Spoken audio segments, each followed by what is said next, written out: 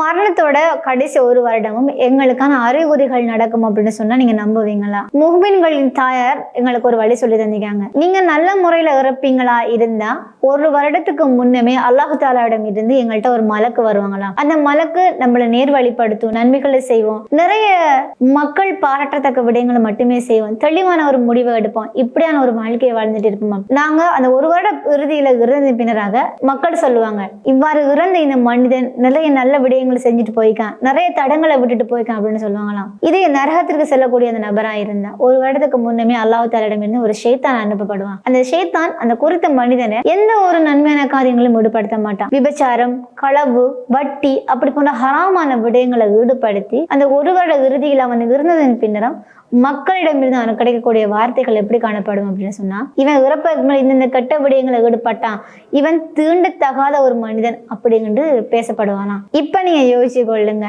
இந்த காலகட்ட பகுதியில இந்த மரணம் என்பது நிச்சயமாக வந்தே தீரும். அந்த ஒரு வருடம் எங்களுக்கு முன்னதாக வந்திருக்கலாம், இதுக்கு பின்னரும் வந்திருக்கலாம். இப்ப நீங்க எப்படி வாழ்ந்து கொண்டிருக்கீங்க? நபியை பின்பற்றீங்களா? குர்ஆனை பின்பற்றீங்களா? படைச்ச இறைவனை ஞாபகம் வச்சிருக்கீங்களா? இப்போ நீங்க சிந்திக்கக்கூடிய தருணம் தான் இது.